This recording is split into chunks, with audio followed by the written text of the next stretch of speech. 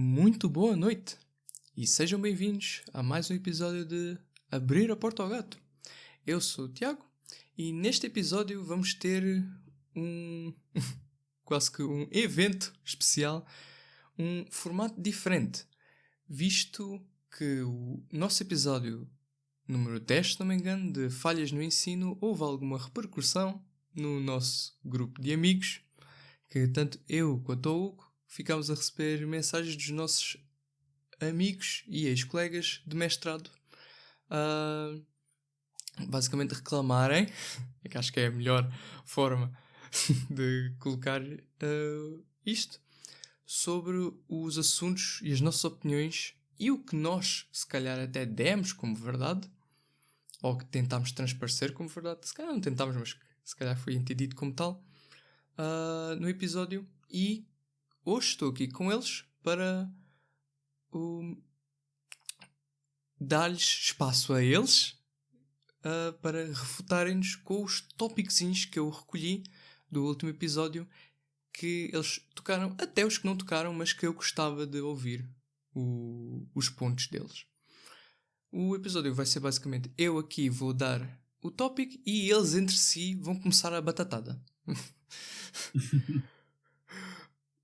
Vamos agora então um a um. Podem tanto dizer quem são e de que curso ou faculdade estão. Que se quiserem. Se não quiserem, digam só quem são vocês. Quem são vocês. Apresentem-se. Luís? Olá, eu sou o Luís, já estive aqui como convidado no episódio Night Rain e eu sou neste momento um estudante do mestrado de investigação biomédica na Nova Medical School. O Samuel? Olá a todos, sou o Samuel, estou neste momento a tirar investigação biomédica na Faculdade de Medicina da Universidade de Lisboa e estou neste momento a fazer investigação no Gulbenkian Institute for Molecular Medicine. E o Sasha? Olá, eu estou neste momento a tirar mestrado em Bioquímica na FCT. Muito bem. Tendo as apresentações feitas, vamos dar então início à conversa acesa, rapazes. Bora, qual é que é o primeiro tópico? Pouco. Vamos. Primeiro tópico. Pouco acesa. Eu fui escolhendo os tópicos e ordenando-os, na verdade. Eu escolhi-os e depois ordenei-os por ordem crescente de o quanto é que vocês reclamaram e o quão vívidos vocês reclamaram. Primeiro de tudo, uma coisa que vocês não propriamente reclamaram, mas que eu queria trazer para aqui. Demorem o tempo que vocês quiserem aqui à volta destes primeiros, que não, se calhar não se tem muito o que falar, mas primeiro, as matérias que não estejam nos materiais que os professores nos dão para estudo, mas que saiam nos exames.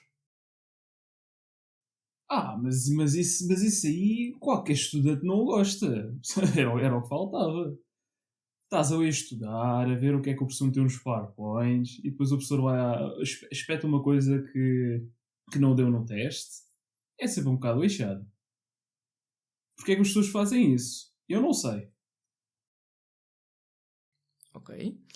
Acho que este tópico conseguiria afunilar-se um bocado na questão do trabalho autónomo por parte do aluno. Acham que encaixa? Minimamente, sequer? Ou o interesse por parte do aluno? Eu não diria que... Estava-me a tentar recordar. Eu não me recordo de alguma vez ter aparecido no teste uma coisa que não tínhamos falado em aula. O que pode ter acontecido é essa matéria estar encobrida de alguma maneira por alguma pergunta que requer mais lógica e que, portanto, nós no momento não tínhamos alcançado qual é que era o objetivo do professor. E isso pode ser porque nós nas aulas não somos treinados para fazer um exame. Somos dados teoria e matérias para os quais depois nós temos que usar a lógica, pensamento crítico, para no exame completar o exercício que os professores queiram. Mas nessa questão do trabalho autónomo, eu diria que é obrigatório um aluno chegando à universidade ter trabalho autónomo. No secundário, no primário, o nosso estudo é muito à base de livros e à base daquilo que os professores nos dão em aula. Na universidade, para além dessa parte das aulas, que tens a oportunidade de ir ou não ir, mas para além dessa parte das aulas, tu tens que, em casa, organizar-te, a ver materiais antigos, ler a bibliografia e não podes estar à espera que o professor te dê a papinha toda. Ah, concordo com quase tudo o que disseste, Samuel. Eu diria que na questão da bibliografia, tendo em conta os horários que nós temos, acho que é um bocadinho mais demasiado exigente analisar toda a bibliografia que os professores colocam, especialmente porque cada um coloca a bibliografia de referência em cada cadeira e ambos sabemos que são múltiplos livros com centenas de páginas cada um, portanto eu acredito que esses livros em si não seriam a chave. Tu tocaste num ponto muito importante que foi os exames e não sermos preparados para exame. Eu quero meter em conta um pequeno take que eu tenho. Não acho que não é um hot take de todo, mas tem a ver com o facto de nós não sermos preparados e os próprios professores serem contra a exposição dos exames. Faz muita confusão a ver esta cena clandestina que é os alunos de anos anteriores tirarem fotos dos exames, tentarem sacar os exames antigos todos para conseguir disponibilizar material para os alunos que vêm a seguir, quando, na minha opinião, deveriam ser os próprios professores que deviam estimular os alunos a fazerem exercícios. O que eu noto é que nós tivemos muitas cadeiras de bastante conceitos teóricos, mas essencialmente matemáticos também, no qual tínhamos exercícios de facto, mas não eram exercícios que iriam propriamente aparecer no exame. E eu acho que havia uma pequena disparidade entre as teórico-práticas e o exame. E eu acho que tendo acesso a exames anteriores, nós conseguimos fazer esse tal preparo autónomo que tu dizes que o aluno devia ter. Mas a questão é, será que essa preparação autónoma de termos os exercícios nos faz aprender a cadeira? Vamos ter um exemplo. O que é que tu sabes hoje em dia de Química Física? Química Física foi a cadeira que a única, em que um professor dava acesso a todo o material de todos os exames, todos os exercícios que já fez. Como é que nós estudamos para aquela cadeira? Tivemos a ler a teoria? Não. Tivemos a fazer os exames, tivemos a ver os tipos de exercícios e com isso tiramos boa nota. Se fizéssemos aqueles exames todos e conseguíssemos compreender aquilo, tirávamos boa nota. Mas agora, se eu te perguntar, atualmente, algum aspecto técnico de como é que se calcula a entalpia de não sei quê, de uma combustão de uma molécula qualquer, somos capazes de não conseguir fazer neste momento. E eu acho que se nós tivéssemos tido mais tempo, lá está, e aquilo que tu disseste é verdade, não temos tempo. Eu agora faço a comparação entre a licenciatura em Bioquímica e o mestrado e a carga horária. Eu tenho colegas meus a dizer que o mestrado para eles foi mais difícil. Para mim, o mestrado foi muito mais fácil, porque a questão de termos 5, 6 cadeiras ao mesmo tempo durante uma licenciatura de um semestre é completamente horroroso, não temos tempo para nada. Então, se tivermos trabalhos para fazer, ainda pior. Agora, o mestrado, em que, pelo menos no nosso caso, era do género, tínhamos uma cadeira durante 3 semanas, 4 semanas, e depois íamos para a próxima, isso dá muito mais tempo para nós conseguirmos, lá está, ver livros, ler artigos, ver vídeos, também há vídeos de várias técnicas, por exemplo, e isso de facto é uma coisa que talvez as licenciaturas, porque têm que dar muita teoria e dar muita formação base, especialmente nesses cursos de ciências, um, peca muito por ser muita matéria e ter muitas coisas para ver. Mas isso temos que arranjar tempo. Infelizmente, nós estudantes temos que despender não só do tempo normal de trabalho, mas também de noitadas, de fim de semana, e infelizmente é isso que nos pedem se queremos ser bons alunos e bons cientistas no futuro. Sim, a vida de estudante realmente acaba por ocupar sempre mais espaço e vou ter que concordar aqui com o Samuel, o mestrado, em termos de tempo livre, definitivamente eu estou com mais tempo livre no mestrado do que tive na licenciatura. Mas há aqui um outro fator em relação ao que o Luís estava a dizer sobre os exercícios, as TPs, os exames, que esta cultura de ir procurar os exames e ir treinar, ver que exercícios é que saem para os exames, já nos vem metida na cabeça desde o secundário. Quanto tempo é que nós passámos no 11º e no 12º ano a repetir os mesmos exercícios para nos prepararmos para o exame que íamos fazer da 11º e 12º? Com essa mentalidade, acabamos por ir para a faculdade à mesma. Eu acho que está-se a introduzir aqui um bom tópico que era exatamente o que estava a seguir, que é o nós estudamos para decorar e não para aprender. E, como subtópico, as notas e exames não são a melhor forma para nos avaliar. Existem algumas coisas que eu tenho de mencionar, porque realmente isso são assuntos interessantes. Mas nós, antes de nós conseguirmos responder essas questões, precisamos de perceber o porquê de o sistema de ensino estar definido como está. E um dos fatores que eu diria que é bastante limitante é o facto de haver uma ausência de um estudo personalizado em que tu tens um professor que está realmente presente durante a tua licenciatura. As licenciaturas têm um número absurdamente gigante de alunos e eu diria que os próprios professores e também os próprios alunos não se sentem à vontade para, não estimulam os alunos a fazerem questões e a tentarem procurá-los, mesmo apesar de os dizerem. Sinto que há sempre uma frieza e uma distância entre os alunos que previne esta interação e até desenvolvimento da própria vontade de aprender. Porque tu, na minha opinião, e isto pode ser só eu, nós, para aprendermos, temos de falar a língua, que é a ciência, ou falar a língua, que é o que é que seja a matéria que a gente esteja a utilizar. Porque começas a viver mais a cena e isto estimula-te a querer saber. Quanto a notas e exames, existe a questão de que isto é uma forma standard dentro de um sistema que engloba inúmeros alunos. Tens, por exemplo, o curso de Biologia, que são 200 alunos no primeiro ano, que é uma coisa que nenhum professor consegue avaliar individualmente sem ser com papel e coisas escritas lá. E isso é um problema. Eu acho que o problema está no facto de nós termos turmas desnecessariamente grandes e uma tentativa de despachar o maior número de alunos que conseguirmos com a informação requisitada para o futuro. Em relação ao. Pronto, continuando, em relação à parte do aspecto do ensino mais personalizado, há aqui uma questão de que concordo contigo, Luís, a quantidade de pessoas que há na licenciatura é muito grande e por isso cada professor não vai ter possibilidade de conseguir ensinar de uma forma mais personalizada a cada um. As aulas teóricas são as aulas teóricas, a pessoa dá a matéria, quem quiser tirar dúvidas tira, não há mais nada para além disso.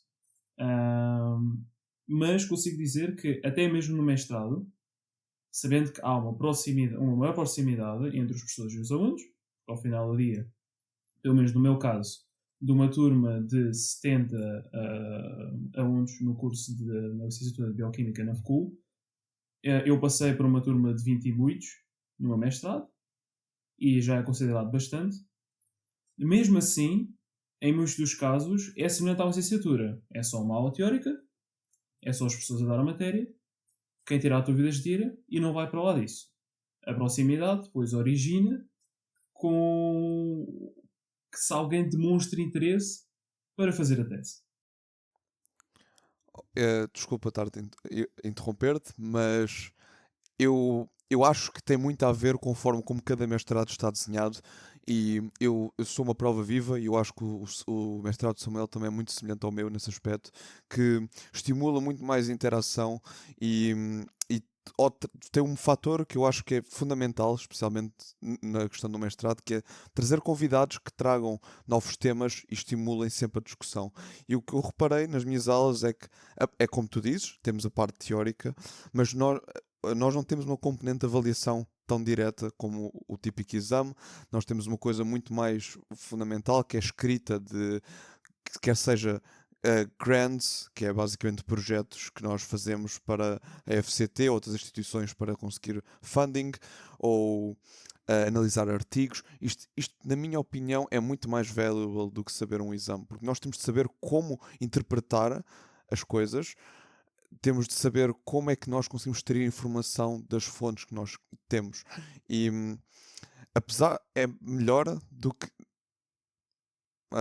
É melhor isto, na minha opinião, do que propriamente nós termos os exames, e isto também depois estimula nós a queremos conversar com os próprios autores desses papers que estão dentro da tua instituição. E talvez fosse um bocadinho antes de licenciaturas e tudo isto. Eu recordo da minha experiência. Do quarto ano, provas de aferição, acho que sexto ano também eram provas de aferição, ou já eram exames, e nono ano também. Eu, na altura, achava completamente desnecessário todo o stress que nós tínhamos a fazer exames, que nos colocavam para fazer as provas de aferição e tudo isso. Eu abominava completamente a forma de avaliação que eram os exames. Tanto isso que tinha tantos nervos na altura que até no sexto ano tirei a negativa à matemática. É para verem o nível de stress que eu tinha. E depois, mais chegando ao secundário, os exames secundários são os mais importantes da vida de qualquer estudante de científico-humanísticas. E, portanto, nessa altura, temos que começar a aprender a lidar com este stress e a dar um bypass completo a este stress para mostrarmos aquilo que valemos.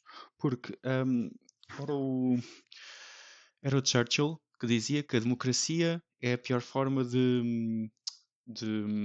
é o pior dos sistemas de governação, não é? Mas exceptuando todos os outros. E basicamente os exames eu acho que é exatamente a mesma coisa. É o pior dos sistemas, tem muitos erros, tem muitas falhas, mas não existe nenhuma maneira melhor de avaliar 200, 300 alunos, não é? Agora, o que vocês estavam a dizer é verdade. Por exemplo, no meu mestrado, o número máximo de alunos que tem são só 10.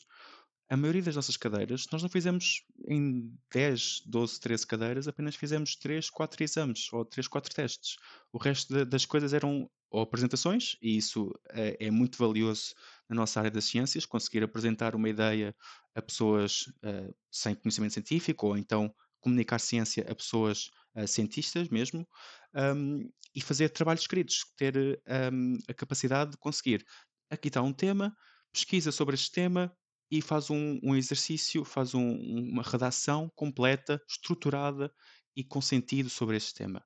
Eu acho que nas fases iniciais, nós temos que, como somos muitos alunos, temos que conseguir um cientista, uma pessoa se quer ter sucesso na sua área, especialmente se for uma área mais complicada, como as engenharias e tudo isso, tem que conseguir mostrar que tem conhecimentos e consegue sobreviver em situações de grande stress, de grande preocupação, com grande carga. Uma pessoa tem que mostrar isso.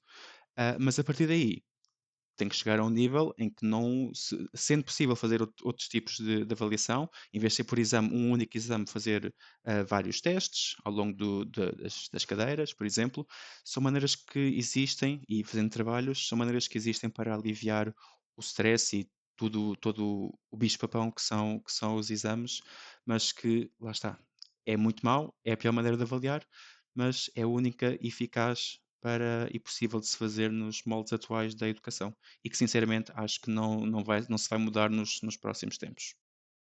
Sim, eu concordo completamente. E em relação a. Isto aqui não está parado, pelo menos. Uma coisa que eu ando a notar é que muitos dos cursos estão a tentar passar de uma avaliação puramente só com um exame na altura dos exames após cada semestre para uma avaliação mais contínua, mais fluida, até já na licenciatura.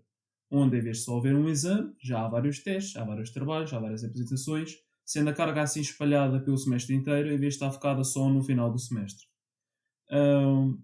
Respondendo ao Luís, que eu tinha feito uma interrupção enquanto eu estava a falar sobre o meu mestrado, fico muito feliz por saber que no teu mestrado há mais interação, é melhor do que no meu, e a única coisa que eu posso dizer a isso é: eu não recomendo o meu mestrado.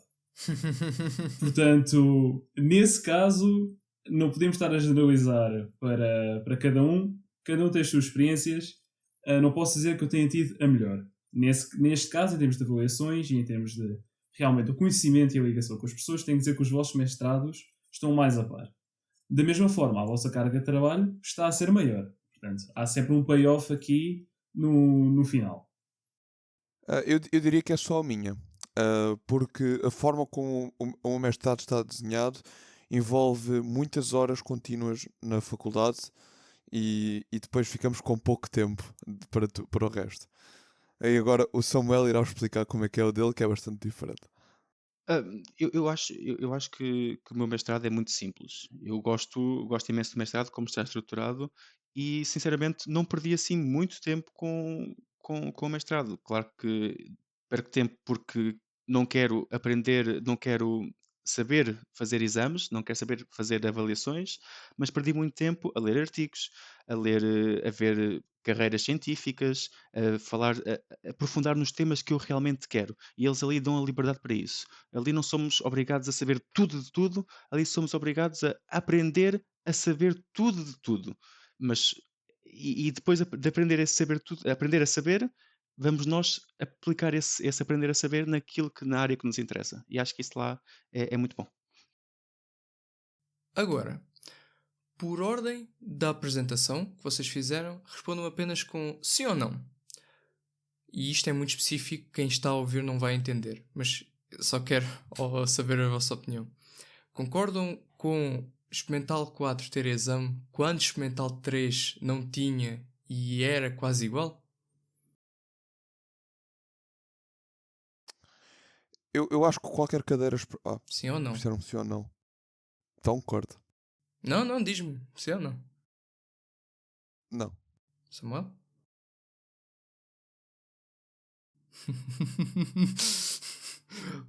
Foi pesada. Não concordo, não concordo. Sasha? Vou ter que não concordar também.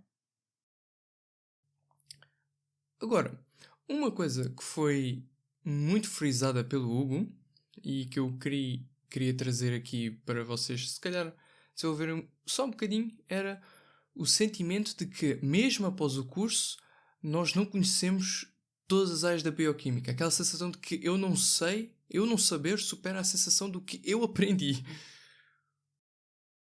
Ok. Isso é um take muito interessante. Eu acho que isso deriva de dois fatores. Um, o quão presente tu estiveste durante a licenciatura. Ah, e o outro deriva especialmente do tipo de conteúdos que é lecionado. E eu sinto que, lá está, eu não sou propriamente o melhor aqui destes três que posso argumentar, mas existem vários tópicos que são abordados à volta de bioquímica em geral. Mas, no entanto, o que eu achei que o Hugo sentiu falta, isto porque eu falei contigo antes, foi que o nosso curso é essencialmente bioquímica pura. E bioquímica pura estuda as moléculas envolvidas nos processos, individualmente, e certas vias que estão. No entanto, a biologia celular pura, onde estes mecanismos são aplicados, é uma coisa completamente diferente. E isso sim, eu acredito que tenha estado um bocadinho em falta, porque tu sais de lá a achar as coisas muito micro, muito nano, na verdade, e depois esqueces as coisas micro e mais macro que estas vias todas aplicam-se sobre.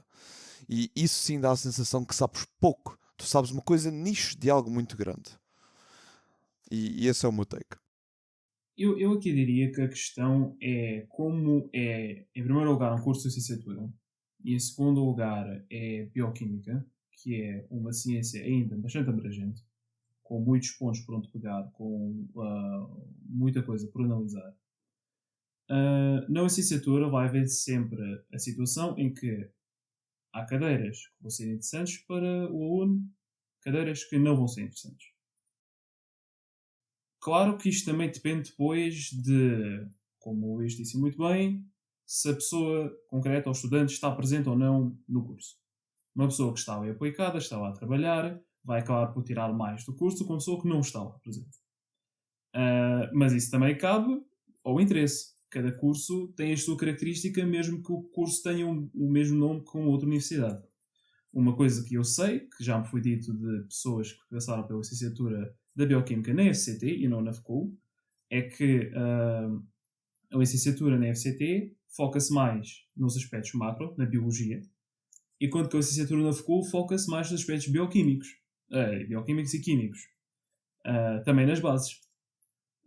Muitas das cadeiras na FCT na licenciatura no primeiro ano são biologias enquanto no nosso caso nós tivemos fundamentos de química e matemáticas para basear essa química. Isto assim acaba por mais ser uma característica de cada curso, porque ao final do dia, bioquímica é um tema abrangente, realmente não dá para saber tudo excelentemente a cada ponto. Para saberes isso tens já de ser quase um gênio, um sábio, até podemos assim dizer. E isso aí há poucos no mundo. Infelizmente,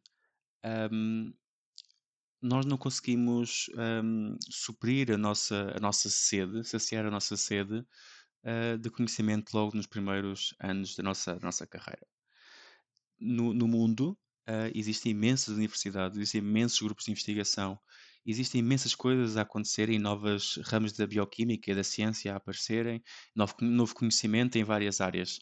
E nós não conseguimos, numa licenciatura, chegar a uma ínfima percentagem disso sequer. É mesmo muito complicado nós conseguirmos ter acesso numa licenciatura a todo o panorama, nem digo saber todos os ramos, mas mesmo ter uma visão geral de tudo é muito complicado, porque todos os dias, todos os anos, todas as revistas, todos os artigos, aparecem coisas novas, conhecimentos novos, novos ramos que vão começar a aparecer. Não existe só a metabolómica, existe a farmacometabólmica, não existe só a genómica, existe depois a maneira como é que os fármacos também interagem com o genoma. Portanto, existem tantas coisas diferentes que num dia nós não conhecemos e no outro dia que já conhecemos, que na licenciatura, infelizmente, nós não conseguimos ter essa visão toda. E é por isso que, se nós, como cientistas, gostarmos realmente daquilo que estamos a fazer, temos que passar por estas fases. Temos que, primeiro, saber as bases, mais ou menos as bases daquilo que é a ciência, no que é tudo aquilo que a partir disso se vai construir. Temos que ter umas boas fundações para depois continuarmos com o mestrado, aprendemos mais áreas, termos uma visão maior sobre tudo, e isto aqui vai depender sempre dos mestrados em si, porque o meu e do Palhinhas é muito mais baseado em seminários, em que vêm professores de áreas diferentes e vêm-nos explicar o trabalho que eles fazem, e isso é muito importante. Mas depois existem outros mestrados que são mais uma espécie de continuação da licenciatura. São maneiras diferentes de construir um mestrado e nós às vezes não estamos sequer a pensar nisso, mas acontece. E depois do mestrado é que temos que começar a afunilar numa área, não é? Nós nunca vamos ter, não existe nenhum cientista que tenha uma visão geral e que tenha um conhecimento total sobre a ciência. O que pode acontecer, o que acontece, é que muitas pessoas, estes divulgadores científicos, que escrevem livros sobre ciência, é que estudam. Eles estudam para escrever um livro, para escrever um artigo, eles fazem uma revisão sistemática da literatura e tentam consumir aquilo tudo e juntar aquilo tudo numa maneira que as pessoas consigam compreender. E no caso da bioquímica, é muito isso. Os professores tentam ao máximo trazer coisas de fora, coisas que já se sabem, coisas que eles próprios sabem e, portanto, têm conhecimento de causa sobre o assunto, para nos mostrar. E para começar não só a dar as bases, mas também a dizer assim: meninos, vocês têm que aprender, a partir daqui, construir vocês próprios. Acho que isso é o mais importante que nós levamos da licenciatura e depois dos caminhos académicos a seguir. É verdade. Basicamente, no meio disto tudo, compreendemos e aceitamos que a época da generalização acabou e a época da especialização deu takeover disto tudo. E isto, ainda bem que mencionaste um ponto que eu acho interessante, que é seminários e trazer pessoas de fora para apresentar o seu trabalho. Acham que na licenciatura nós devemos ter este contacto que eu e o Samuel tivemos muito durante o mestrado, muito mais presente, e que acham que isto iria trazer de alguma forma um estímulo ao ensino, ou à vontade dos alunos de aprender, ou se acham que os alunos não iriam ter maturidade o suficiente para lidar com estes convidados. Aqui a questão é só puramente a maneira como vais divulgar a ciência. Ao final do dia, divulgar ciência para alunos de mestrado e para alunos de licenciatura já é diferente o suficiente para precisar de diferentes formas de apresentar. Para mestrado, uma pessoa vai lá apresentar principalmente o tema, já está lá a explicar relativamente a fundo, porque as pessoas no mestrado já têm algumas bases científicas e, consequentemente, a ideia não é só estar a divulgar a ciência, estar a apresentar algo para cativar um interesse, mas ao mesmo tempo já estar a explicar as bases e como é que aquilo funciona para aumentar o conhecimento dos alunos em questão. Na licenciatura, tal ainda não existe. Pelo que os seminários que devem existir na licenciatura não devem ser tão focados em dar puramente matéria, como mais focar na parte de divulgar a ciência. Tentar captar o interesse do estudante para um dado tema.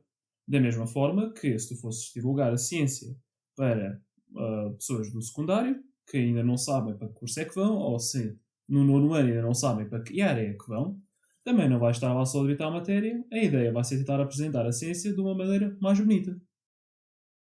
Ou seja, devíamos ter talvez uma cadeira ou até uma coisa entrelaçada entre as cadeiras em que trazíamos convidados não necessariamente para mostrar os conceitos que eles estudam, mas talvez para mostrar todo o trajeto da vida deles e tentar dar uma sensação de oportunidades que os alunos possam ter após a licenciatura. Eu sinceramente acho que não. Eu acho que os moldes com que se é dada a licenciatura neste momento, o balanço que neste momento há entre matéria e conhecer novas áreas para além daquilo que é o já estabelecido na ciência, está ótimo, como está. Tivemos algumas cadeiras, eu recordo-me, eu e tu, Luís, tivemos PID, Perspectivas de Investigação, não sei o quê, já não me recordo ao certo o nome da cadeira, mas eram seminários e eu achei a maioria deles uma seca. E a maneira como eram dados também eram muito maus.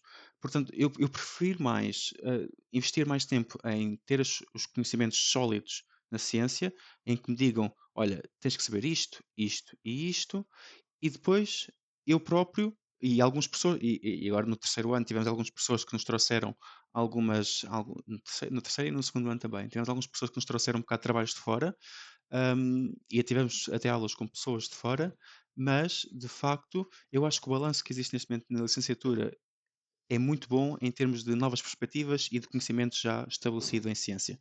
Porque eu acho que a partir daqui temos que ser nós a ir à procura e também aproveitarmos, termos a sorte no mestrado, estarmos inseridos numa faculdade ou num instituto de investigação que nos proporcione conferências, que nos proporcione momentos de seminários com pessoas de fora e mesmo pessoas internas para percebermos quais é que são as investigações que estão a ser feitas no próprio instituto. Eu acho que neste momento a licenciatura está muito bem estruturada nesse sentido. Eu diria, nota, durante a licenciatura, e eu comparo isto por acaso com o curso que a minha irmã está a tirar, que é veterinária, existe uma falta de incentivo, eu diria, da parte dos professores, aos alunos tentarem arranjar algum tipo de estágio ou quererem mostrar interesse por o trabalho de alguém durante o período da licenciatura. E para além disso, eu também acho que há também falta de incentivo durante a licenciatura, pelo menos comparado ao meu mestrado, não sei como é que seria o vosso, para ir a seminários, como estavas a dizer, e estes encontros que realmente possam estimular toda esta cena de conhecer novas perspectivas, novas coisas, isto uma coisa facultativa e não necessariamente tipo obrigatória, mas haver, lá está, mais comunicação sobre isso e os próprios professores tentarem trazer isto aos alunos. Como, por exemplo, o nosso professor Carlos falou sobre a conferência, apesar de ser fora dos nossos meios, o homem deve achar que os estudantes têm 150 euros para gastar numa conferência, mas pronto. É por isso que eu digo que eu estou num instituto de investigação muito bom. Todas as semanas existem dois tipos de seminários. Um internal seminar, em que são dois investigadores do Instituto de Investigação do nosso instituto que vão explicar o seu trabalho, o que têm vindo a fazer, e existe depois o external seminar, que são pessoas, são os PIs os líderes de cada laboratório do nosso Instituto de Investigação, que convidam uma pessoa relevante na área da sua investigação para vir falar do tema que eles investigam lá fora, cá para nós. E depois ainda existem, dentro de cada uma das áreas da nossa investigação, existe, por exemplo, o Parasitology Club, em que se fala de parasitas, malárias, coisas desse género. Existe o Oncobiology Club, existem as neurociências. Portanto, é ali aquele sítio, e é por isso que eu adoro estar ali no GUIMA, é que ali, todas as semanas, todos os dias quase, se quisermos perder um bocado de tempo a conhecer novas áreas, temos essa oportunidade. E o que acontece muitas vezes é que muitos investigadores não o fazem porque estão a trabalhar ou estão atarefados com muito trabalho de escola ou de laboratório, e isso às vezes eles deixam ir. Mas eu, quando vi aquilo acontecer pela primeira vez, eu fiquei apaixonado, e sempre que, mesmo durante as aulas, hum, aquilo acontecia, mesmo que tivesse alguma aula, tivesse que faltar um bocadinho de alguma aula, eu pedia ao professor: será que posso ir ao seminário? Sim, à vontade. Eles tinham essa liberdade, davam-nos essa liberdade. E para mim, ter estes momentos de aprender novas áreas da ciência eram espetaculares.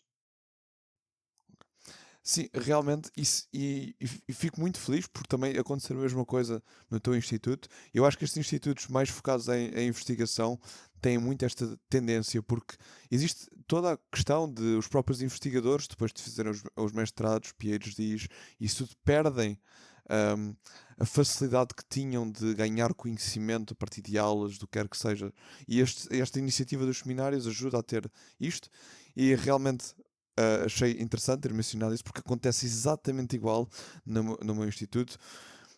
Inclusive, temos a sorte de trazer pessoas mesmo excepcionais, e aí tenho de dar o flex.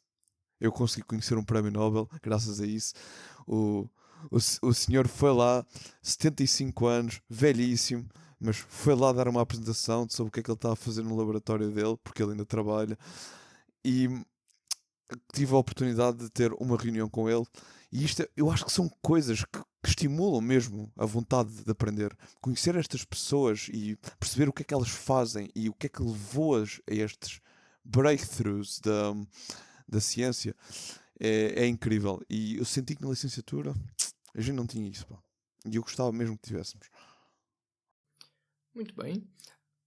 Agora, há um ponto que não só vem de mim e do Hugo, mas também vem de fora, que é: a comunidade científica é cheia de gente snob e agressiva face a detalhes que não entrem nos seus padrões. Eu acho que a sociedade é isso tudo que disseste. Não é só a comunidade científica. Eu acho que a partir vais encontrar exemplos a favor da tua tese e contra a tua tese, quer seja na comunidade científica, quer seja na economia, quer seja nas letras. Então, nas letras, arranja-se imensos exemplos de pessoas que são assim, ou então, ainda pior, nos juristas, na malta de direito, são muito mais, e políticos, arranja-se muito mais desses exemplos. E eu acho que não conseguimos, e isto aqui é um problema que nós todos temos, generalizar. Nós não conseguimos generalizar com a base naquilo que nós temos de conhecimento de cientistas com quem nós trabalhamos, não conseguimos generalizar para aquilo que vai ser a comunidade científica toda lá fora. E, e eu vejo, por exemplo, aqui em Portugal, não tenho assim conhecimento de nenhum. Ou melhor, tenho pouco conhecimento de group leaders, de líderes de grupos de investigação que tenham essa atitude de snob e que estejam lá só para mandar as pessoas abaixo. Tem muitos mais exemplos ao contrário. Se bem que, se nós começarmos a alargar os nossos horizontes e formos para a Europa ou então para a América, já temos mais histórias de pessoas que de facto têm uma pior conduta científica e que de facto são maus comunicadores de ciências. Esse que estás a dizer de, de ligarem muito aos detalhes. Isso é importante, os cientistas ligarem muito aos detalhes quando estão a falar com cientistas. Agora, quando nós estamos a comunicar a nossa ciência, que é uma parte muito importante, ao resto da sociedade, as pessoas, nós temos que ter a capacidade, e isso vai depender do cientista, e infelizmente há cientistas bons em comunicação e outros menos bons, hum, vai depender de nós conseguirmos desligar um pouco desse detalhe e simplificar, não é? Hum, Tentar passar a nossa ciência, claro que vamos ter que deslargar-nos de algumas coisas que são mais complexas e que até nos entusiasmam muito dizer como é que aquilo funciona. Vamos ter que desligar um pouco disso para conseguirmos passar-lhes essa informação. Mas eu diria que, para terminar a minha intervenção, eu diria que nós encontramos esses exemplos de pessoas snobs e pessoas muito ligadas ao detalhe e tudo isso, perfeccionistas e tudo mais, em todas as áreas, não só na ciência. Sim, para complementar aqui a ideia de Samuel, a comunidade científica está inserida na sociedade tal como outras comunidades presentes. E da mesma forma, tendo em conta que é uma comunidade grande, a variedade dentro da comunidade é enorme. Vamos encontrar todo tipo de pessoas, desde as pessoas mais humildes e mais bondosas, podemos dizer, até as pessoas mais chatas e horrorosas que alguma vez encontramos. Mais tarde ou mais cedo, vais lidar ou com alguém ou com o outro tipo, se estás inserido dentro da comunidade. Ok? Só por esta resposta que o Samuel deu e o Sasha complementou, eu acho que este tópico já devia ser arrumado. Porém, eu mesmo assim ainda tinha aqui um segundo quase subtópico que é um bocadinho mais direcionado ao Luís, e é também por isso que eu não lhe dei agora a chance de fala, mas que agora também se pode direcionar ao Samuel, como quiserem. Isto porque lá para o fim do episódio número 10, eu mencionei que o Luís já teve uma conversa comigo a dizer que ele não vê isto no seu mestrado. Agora, se os professores que vês à tua volta, no mestrado neste caso, são estes não tão snobs e agressivos, porque é que eu não vi isto durante a licenciatura? Acho que a resposta do Samuel em si já consegue responder a isto, mas respondam-me a isto. Ok. Durante a licenciatura, tu tiveste várias personagens e, e muitas dessas personagens, eu diria, podem ser pessoas muito simpáticas fora do regime que é dar a aula. Eu sinto que existem personas específicas nos professores quando eles dão as aulas e até dão-te uma falsa sensação da personalidade que é. Há alguns que são completamente transparentes. Temos alguns casos perfeitos, como toda a gente aqui concorda, mas tirando esta peça, não é? Que rumores indicam outras coisas que ele tenha feito, não é? E mais não digo. Uh, Existem outros professores, por exemplo, eu pessoalmente não gostava muito de um professor que era, pá, não vou dizer nome, mas é ele, eu vou dizer ele, mas vamos deixar o género em aberto. Era bastante, como é que eu ia dizer, frio comigo e provavelmente também, eu também não era propriamente a melhor pessoa com quem ela podia comunicar com, mas acaba por ser muito derivado do que tu vês na relação aluno-professor e não pessoa como pessoa, estás a ver? E os professores criam expectativas dos alunos, criam ideias que às vezes são falsas e nós criamos ideias dos professores que às vezes são falsas. No mestrado, eu senti que esta barreira quebra-se um bocado. E ao quebrar-se, tu vês realmente o tipo de pessoa que eles são. E ao ver este tipo de pessoa que eles são, tu consegues realmente perceber se são pessoas snobs ou não. E lá está. Eu acho que se tivéssemos a hipótese de conhecer alguns professores pessoalmente e tentar interagir com eles, por exemplo, nós tivemos alguns casos dentro dos últimos anos com as cadeiras de experimental, nós podemos comunicar muito mais facilmente com eles e percebes que até as pessoas que nós achávamos que eram detestáveis eram realmente pessoas super simpáticas. Simplesmente esta barreira aluno-professor estabelece assim uma frieza e até uma falsa sensação da personalidade dele. Eu muitas vezes, eu quero continuar na carreira científica, ser investigador e ser professor. E muitas vezes penso como é que deve ser a maneira com que eu me vou interagir, com que eu vou interagir com os alunos. Devo ser frio, devo ser uma pessoa séria, devo ser mais brincalhão. hum, e acho que todos os professores têm estilos diferentes, são pessoas, têm estilos diferentes. Uns interagem bem com os alunos, outros interagem menos bem com os alunos, e portanto vai depender muito da maneira como o professor pensa em ser professor. Mas é como o Luís está a dizer, nós na licenciatura conhecemos os professores como professores, não os conhecemos como investigadores. Poucos deles os conhecemos como investigadores, alguns conseguimos conhecer. Agora, no mestrado, eu tive aulas com professores da Faculdade de Medicina, que dão aulas aos médicos, aos futuros médicos, mas também tive aulas com pessoas que não são professoras, que são apenas investigadores, ou são técnicos, ou são heads, são chefes de uma facility, de uma plataforma, de uma técnica analítica, microscopia, whatever. Um, portanto, é muito diferente a relação que temos com uma pessoa enquanto professora, ou uma pessoa enquanto investigadora, ou enquanto membro de um laboratório delas. E conhecendo melhor, e nós não conseguimos, uma vez mais, generalizar com a pouca amostra que nós conhecemos dos professores. E generalizar isso tudo para a comunidade científica inteira. É por isso que, ao longo do tempo, vamos conhecendo mais pessoas, vamos interagindo com mais pessoas, algumas muito próximas de nós, outras de pessoas de fora, cientistas que vêm de fora falar numa conferência, por exemplo, não o conhecemos, mas a maneira como interagem com as pessoas é fantástica e nós ficamos tipo, uau, esta pessoa é uma grande peça, é mesmo bacana.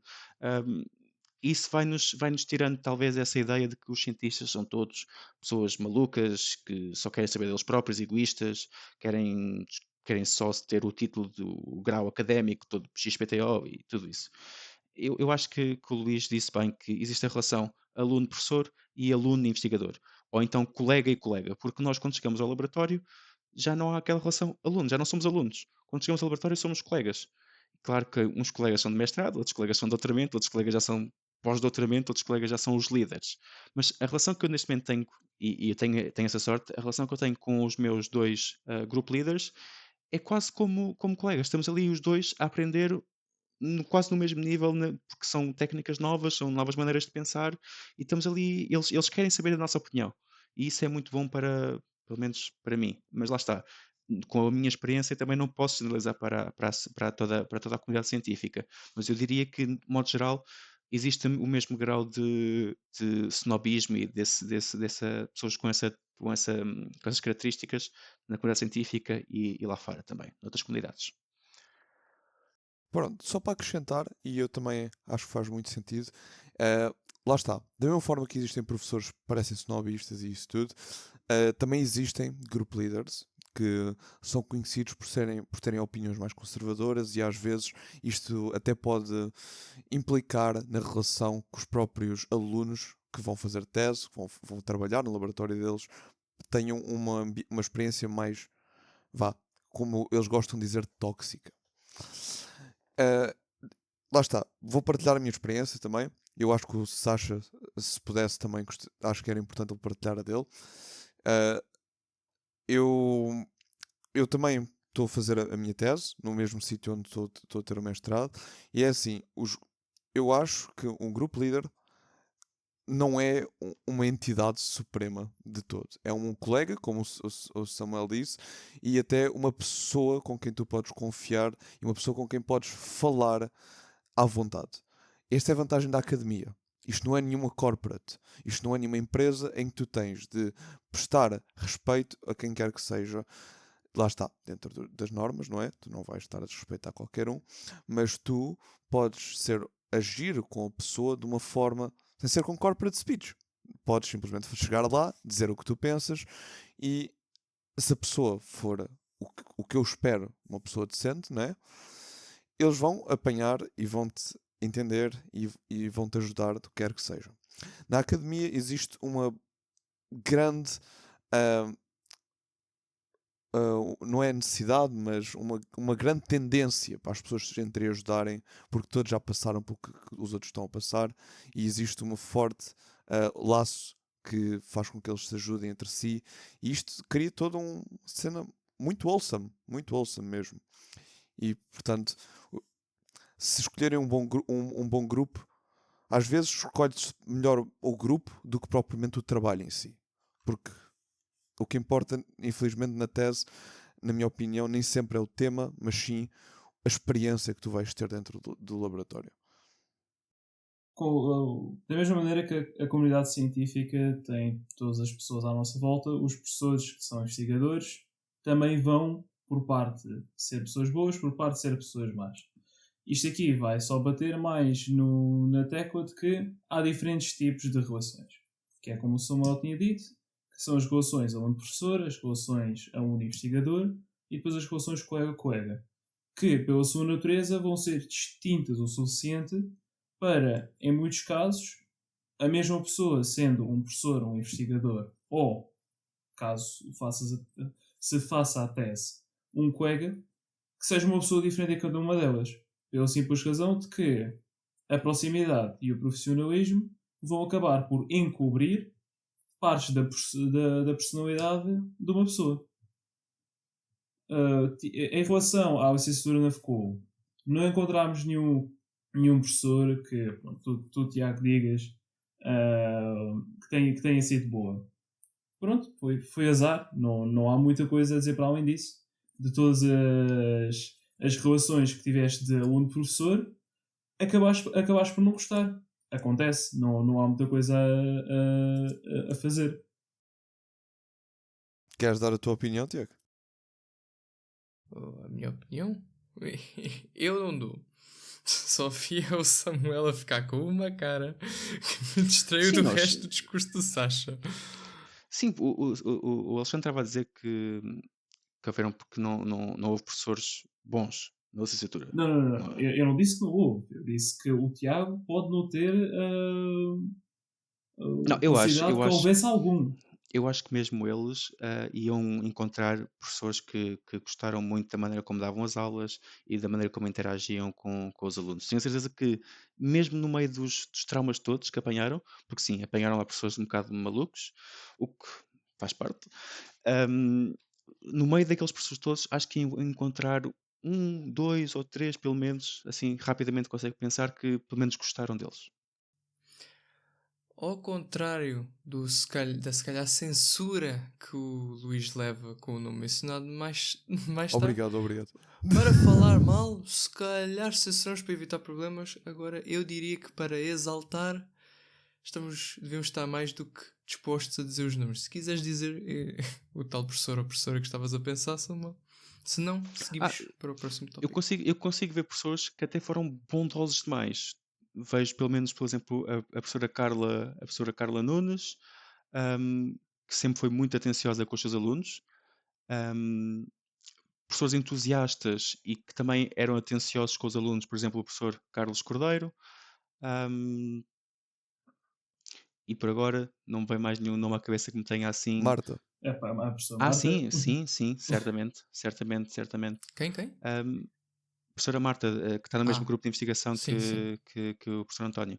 O professor António e que o professor Carlos Cordeiro, lá está o professor António também um professor muito recatado, mas que ao mesmo tempo é muito, muito querido e uma mente completamente inteligente no que toca à programação. São realmente pessoas que me marcaram. Sem dúvida, esse último professor que mencionaste é o maior underdog daquela faculdade. É a pessoa que nós passamos uma cadeira inteira a achar que nos odeia e que nós o odiamos, e depois quando realmente interages com ele diretamente, tu percebes, damn, este senhor só gostava de partilhar a paixão pelo trabalho dele. Muito bem. Com esta nota um tanto mais wholesome, vamos então agora para o próximo, que foi algo que o Hugo disse e rebentou. O Luís ligou-me no dia seguinte ou 2 dias depois a reclamar sobre isto, que foi: os professores são biased, pois como investigadores eles precisam de citações e dão demasiado foco aos seus próprios trabalhos. Se calhar a pessoa em causa, o Luís, pode começar a responder a isto. Ok, desculpa, estava a fazer gang signs aqui. Portanto, isto incomodou-me. Incomodou-me porque a perspectiva que temos hoje em dia, e é assim, nós temos de entender uma coisa, que é, nós estamos num país, que é Portugal, não é? Ou seja, neste momento nós não temos muito bem noção de como é que funcionam os laboratórios lá fora e aqueles que fazem parte das instituições com maior impacto no mundo. Portanto, não sei até que ponto é que isso realmente faz sentido. Neste pretexto que é Portugal. Lá fora, possivelmente, acredito que sim. Quanto a situações e sermos bias perante o nosso trabalho, uma coisa que acontece muito no desenvolvimento de qualquer projeto e até durante o projeto, ou seja, depois de já estar todo planeado e isso tudo, existem muitas coisas que podem acontecer e que correm mal, e para além disso, os próprios estudos, quando são desenhados, todos os estudos, não existe nenhum estudo que não tenha pelo menos uma limitação. E os autores, os bons autores, são aqueles que conseguem identificar as limitações e estimular qualquer que seja o grupo a prosseguir com o trabalho e guiá-los para novas investigações para tentar preencher estes buracos que este estudo deixou. Porque a ciência é baseada em descobrir aquilo que não se sabe e, no entanto, o paradoxo disto é que quanto mais descobrimos, menos sabemos. E, portanto, todos os estudos acabam por ter muitas limitações envolvidas que vão sempre ser continuamente respondidas ao longo do tempo. Quanto a citações, os professores, infelizmente, é um facto que não é os professores, ou os professores, ou os cientistas, ou o que quer que seja, que estejam envolvidos na investigação, estejam preocupados com as citações. São os jornais. Os jornais é que têm um problema quanto a isso, na minha opinião, porque muitas vezes, e isto é uma coisa que eu tenho ouvido de experiência de investigadores na área, as pessoas importam-se com o nome do investigador para dar funding, ou seja, as instituições precisam dessas citações para funding e os próprios jornais veem o nome como uma entrada direta para publicar mais artigos. Ou seja, é quase um pseudo-nepotismo derivado deste cloud que é as citações. Colocando aqui também um outro aspecto, colocando as citações de parte, o que eu acho que o Hugo também referiu no episódio é a questão de que os investigadores, sendo como professores, falam muito e referem muito da sua investigação, ao contrário de darem exemplos mais gerais. E a minha resposta a isso é a simples razão de que se estás a explicar alguma coisa, em particular na ciência, que pode acabar por ser complexa, vai chegar a um ponto onde vais ter que dar exemplos. E muitas vezes o melhor exemplo para dar é o que tu, como pessoa que está a explicar, sabes melhor. Traduzindo isto para os investigadores, como eles passam o seu trabalho, os dias todos, e às vezes também o tempo livre, a estudar, a investigar uma coisa específica, quando eles vão acabar por explicar ou dar as aulas sobre o geral, como exemplo, vão usar o que dominam melhor, a sua investigação. Dessa forma, o que é que acontece? Está ali o aluno sentado, o professor está a explicar, passa ao slide, um exemplo, quem é que está nos autores? O próprio professor. Porquê? Porque o professor sabe do que está a falar. Ele passou os últimos 6 meses, provavelmente, preso no laboratório, a fazer aquilo. E agora que está a dar as aulas, ele sabe aquilo de cor e salteado, vai agora demonstrar. Claro que há que dar aqui um desconto. Há uma diferença entre passou o slide, apresentou o exemplo, passou o slide, mudou de tema. Isso é uma coisa. Outra coisa é quando um PowerPoint são 5 slides de matéria e os outros 15 slides é só a investigação e a explicar como é que foi a investigação. Isso aí é outra coisa.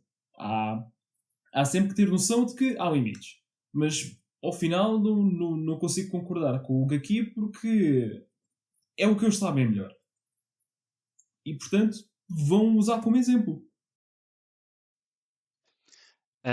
Antes de responder à vossa pergunta, não me digam que o Cordeiro nunca poderia ser um dos professores mais interessantes quando ele foi ele começa uma aula de espectrometria de massa a falar sobre o filme Jaws. Portanto, pronto, só para deixar esta nota. Sobre este tema em específico, eu acho que faz todo o sentido se nós queremos ter mais conhecimento sobre a ciência. Acho que faz todo o sentido as pessoas explicarem um pouco da investigação que estão a fazer. Quando os alunos não o perguntam, acho que é muito importante serem eles próprios a trazer. Nós temos um caso muito gritante, talvez o caso em que eu me recordo mais em que tenham feito este tipo de questões, que foi na fibrose quística. Nós temos um grupo de investigação na Faculdade de Ciências que trabalha muito na fibrose quística e nós tivemos muitas aulas dedicadas à fibrose quística. Pronto, isso aconteceu.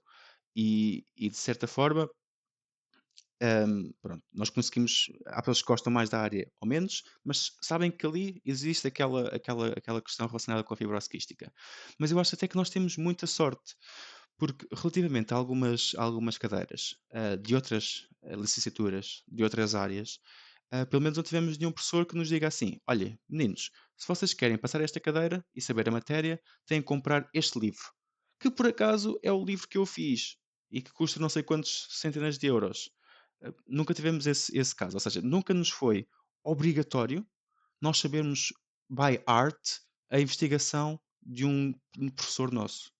Eu acho que temos muito mais exemplos dos professores a usar artigos, outros artigos. Por exemplo, recordo-me de uma cadeira em que isto me apareceu logo à frente, em que a professora não dava matéria através de um livro, dava matéria através de artigos, que era a professora Helena, a professora Susana Marinho. Ela não dava a cadeira dela a partir de manuais. Ela dava a cadeira dela a partir sempre de citações de livro, de artigos. Todas as páginas tinham um artigo diferente. Ou seja, aquilo era mesmo conhecimento não de livros, mas conhecimento de ciência a ser feita à nossa frente. Algumas coisas mais antigas, outras coisas mais recentes, mas eu acho que, de modo geral, para terminar isto, hum, diria que temos mais exemplos de pessoas que usam artigos dos outros do que artigos deles próprios. E mesmo para terminar, recordo-me bem de uma aula de proteómica e metabolómica em que nos foram apresentados muitos artigos de pessoas diferentes e o objetivo do professor era que nós lêssemos aqueles artigos, preparássemos aqueles artigos para as aulas. Para quê? Para percebermos a diferença da ciência que cada grupo faz e encontrarmos incoerências entre esses artigos.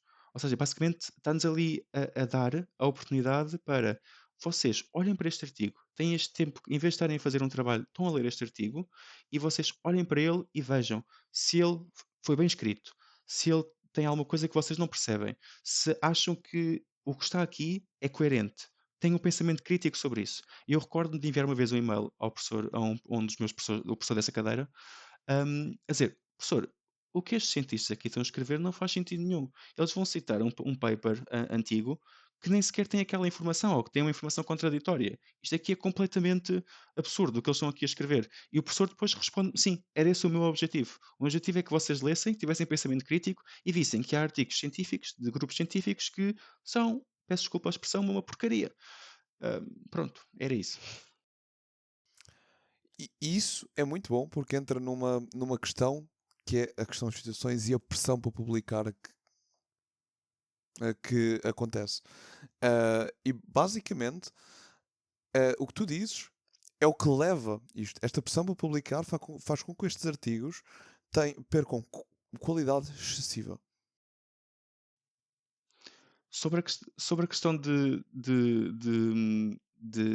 daquilo que vocês estavam a dizer, que o Tiago disse no início, sobre que só queriam saber das publicações, estavam-nos a dar os artigos por causa das publicações, das citações, desculpem.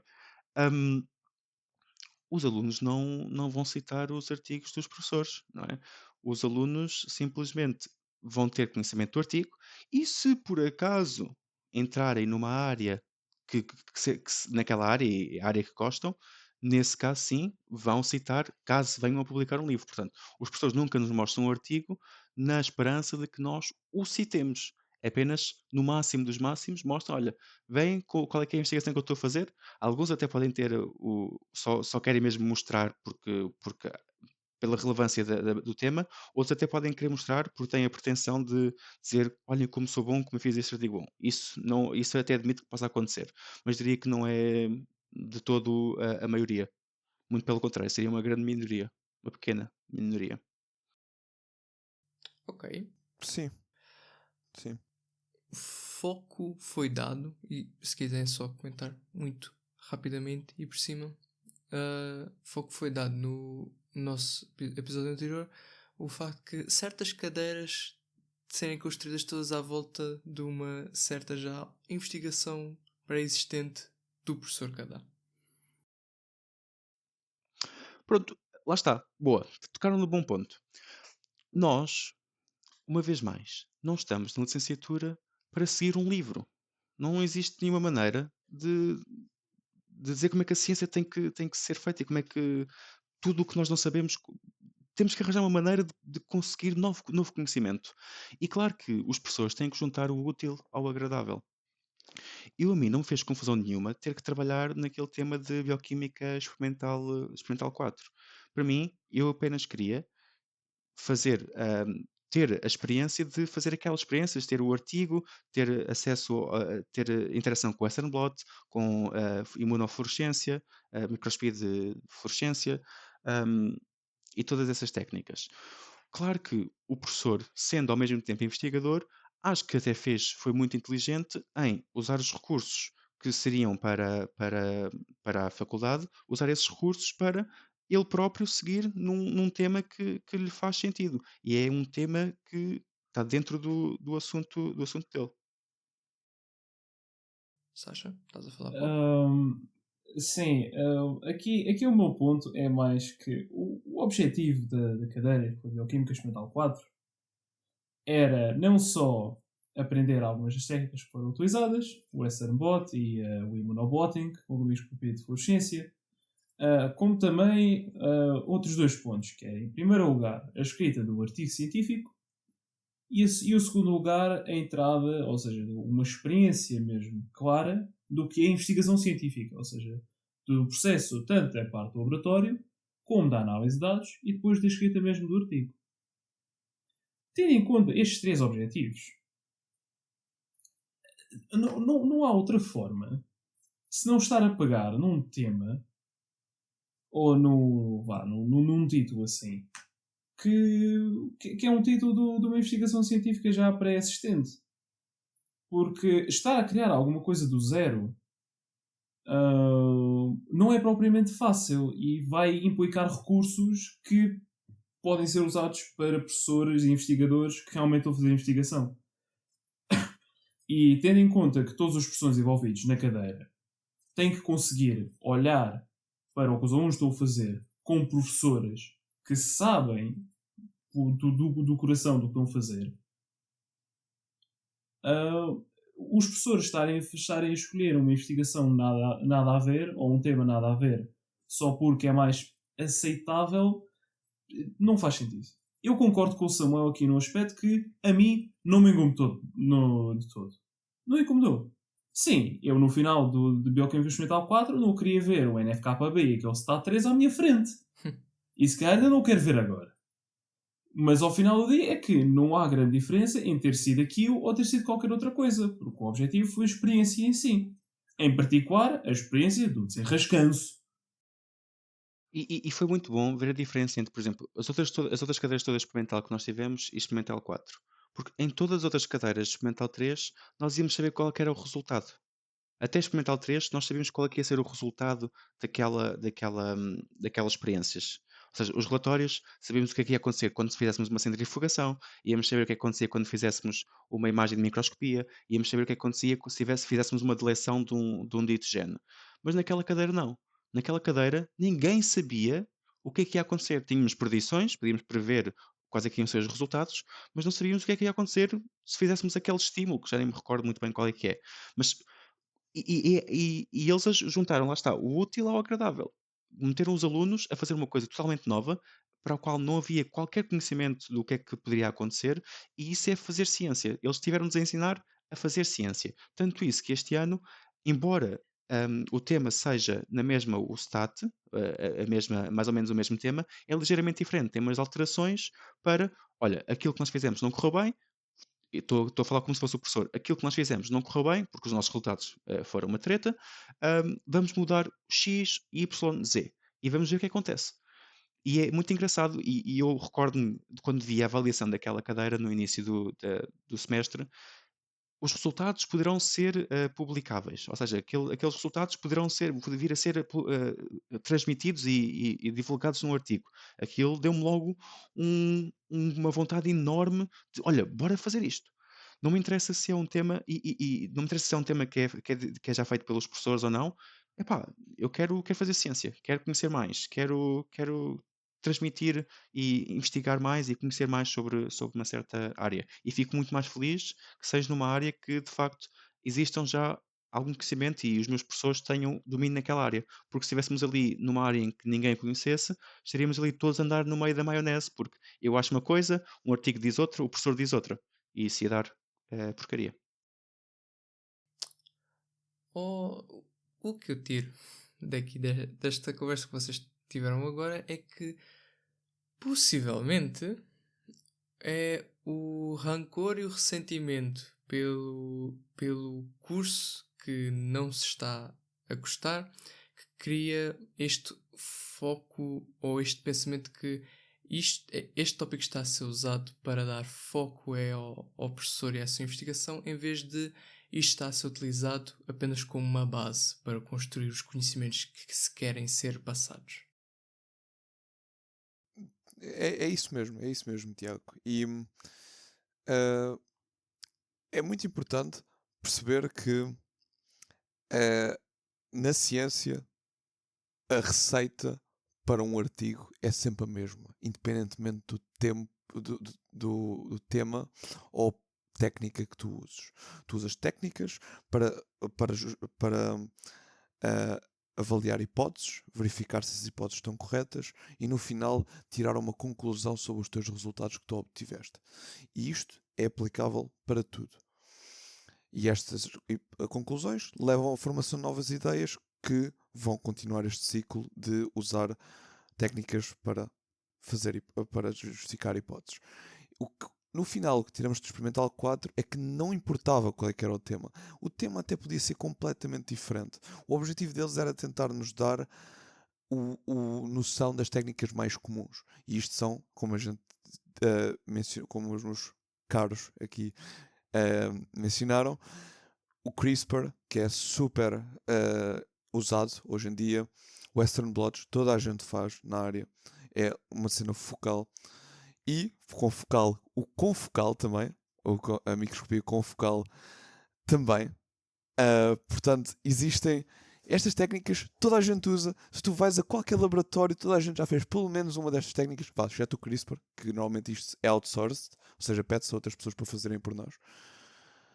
E, portanto, eu acho que foi muito bem feito porque dá-nos um gosto de como é que é o mundo lá fora. Se uma pessoa acorda de manhã muito cedo e não é uma pessoa que gosta de manhãs, o que é que vai acontecer ao resto do dia? Vai andar mal-humorada. Vai sentir. E mesmo numa coisa que se acordasse bem, ia correr bem, ia sentir-se bem, ia falar bem com as pessoas, se ela acorda mal-humorada, vai acontecer isso mesmo. Eu acho que é um bocadinho aquilo que vocês sentiram. Vocês continuaram no curso. Estavam a continuar com o curso, queriam ver o que é que ia acontecer a seguir, mas de facto tiveram pelo meio experiências desagradáveis e ficaram quase traumatizados com algumas matérias e até com alguns professores. E isso, de certa forma, deu-vos um certo viés para sentirem-se menos acolhidos nesta ciência. Sentiram-se mais críticos, talvez injustamente, a meu ver, é um bocado injustamente, mas sentiram-se críticos contra coisas que talvez não fossem assim tão verdadeiramente más. Diria que foi mais ou menos que aquilo que tu disseste, a conclusão que tu tiraste está correta. Ok. Só um acrescento, desculpa, estou a te interromper. Usa-me como exemplo. Eu estive no mesmo lugar que vocês. Eu odiei o curso quase os 3 anos. Portanto, se eu estou a dar uma opinião diferente agora, talvez o curso em si não seja o problema. Muito bem. Agora, como seguinte, já estamos a chegar mais para o fim. Agora, se calhar saindo um pouco tanto das nossas experiências lá, um bocadinho mais para o geral, mas que mesmo assim é um tanto que devíamos dar um bocado de foco, é investigadores necessitam de ser professores porque o cargo não dá dinheiro ou apoio suficiente, mesmo sendo uma área essencial para a nossa sociedade atual, levando à falta de qualidade numa das duas. Olhem, eu acho que, falo por mim, eu quero muito seguir a ciência porque quero levar a ciência aos pacientes. O meu intuito é fazer com que a ciência chegue aos pacientes, aquilo que se chama ciência translacional.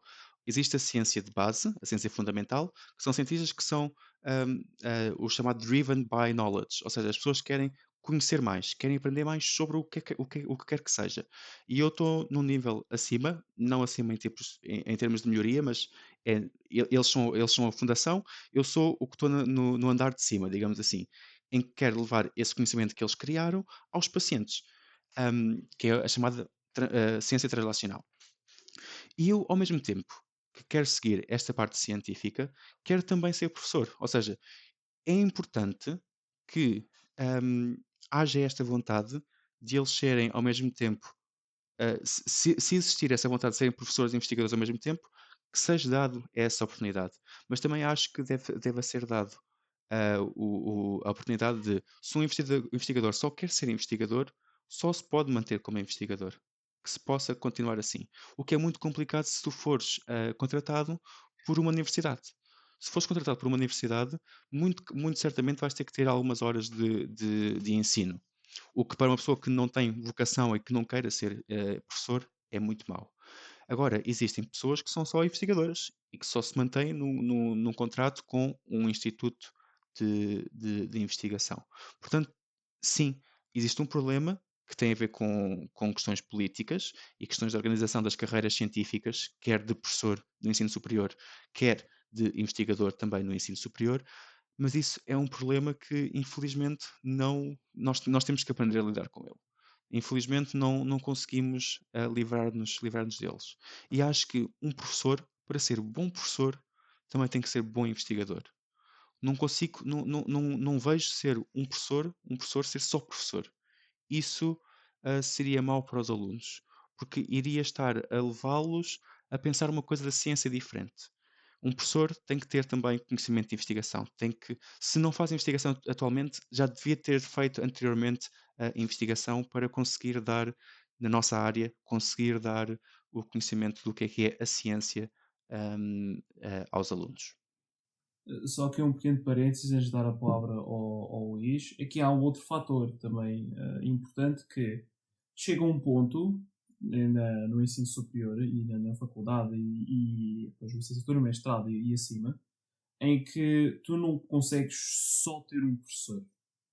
O nível de conhecimento já é tão avançado, ou até em certos casos tão especializado, que a única pessoa que consegue realmente ensinar-te alguma coisa são os investigadores na área, que já passaram muitos anos a investigar um dado aspecto, ou usando uma dada técnica. Dessa forma, vai acabar por sempre existir a situação em que o investigador tem que ser professor, porque não há outra forma. Não pode haver um professor de mestrado que é só professor. Ele vai ser sempre investigador. Pode ser um líder do grupo de investigação ou pode ser só uma pessoa que está ali do lado, às vezes, a ajudar. Sim. Mas vai acabar por ser um investigador à mesma.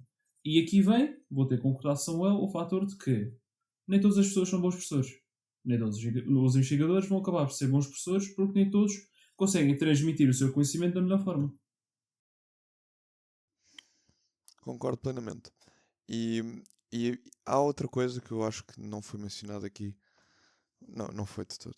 Que é, infelizmente, quer queiramos, quer não, de um ponto de vista económico, investigação é considerado um losing game, onde grande parte do investimento que é feito não contribui instantaneamente para um crescimento económico do que quer que seja. Tu não consegues fazer dinheiro com um estudo fundamental diretamente.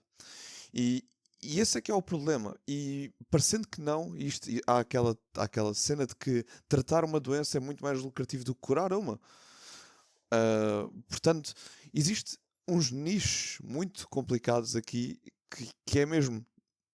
A ciência acaba por ser muito derivada de investimento com conflito de interesses, no intuito de fazer fármacos, etc, etc. E grande parte do investimento que vai para a parte mais fundamental vem de fontes mais filantrópicas, que querem mesmo que as pessoas tentem encontrar curas para X doença.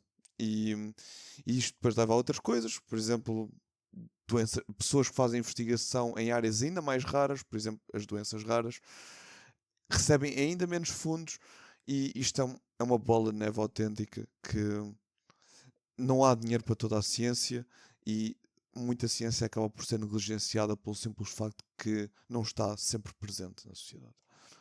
Nesta parte ainda, eu e os meus colegas fizemos de mestrado, fizemos rotações laboratoriais, em que basicamente estávamos a fazer o trabalho de laboratório durante um mês, foi durante um mês cada uma, com um dos investigadores que podia ou não ser professor. E eu tive 2 investigadores e uma investigadora que era ao mesmo tempo professora. E, embora os 3 tenham sido muito semelhantes em termos de acessibilidade, tive colegas meus que não tiveram investigadores só investigadores, tiveram mesmo investigadores professores. E esses sim eram muito mais do género, estavam muito mais em cima dos alunos e a garantir que eles sabiam as coisas. Ou seja, eu às vezes sentia-me menos desafiado, o que de certa maneira me dava mais conforto, não ter que, naquele momento, dar uma resposta totalmente correta, enquanto os professores metiam muita mais pressão. Portanto, existe mesmo uma diferença entre investigador e investigador professor, que acho que é inerente àquilo que eles fazem e, pronto, infelizmente temos que aceitar. Muito bem. Agora, eu vou fazer aqui uma hipérbole e apontar quase como uma arma, esta que foi introduzida pelo Hugo, mas que eu e ele também já tínhamos falado sobre isto, que é a nossa falta de agência quando começamos como investigadores, quando são dados os tópicos com os quais vamos trabalhar. E eu aponto esta arma ao Sasha. Sim, isto é especialmente para mim, porque eu sou a única pessoa das 3 presentes aqui que vai fazer a tese que não definiu, ou pelo menos não teve a liberdade de escolha para o tema de tese. Eu diria realmente que isto seria algo negativo. Consigo ver que é muito melhor. Neste caso, o Luís já partilhou as suas experiências comigo o suficiente para perceber que eu e o orientador dele já são praticamente colegas. Estou a definir o plano em conjunto, estou a definir as ciências em conjunto, algo que não aconteceu comigo.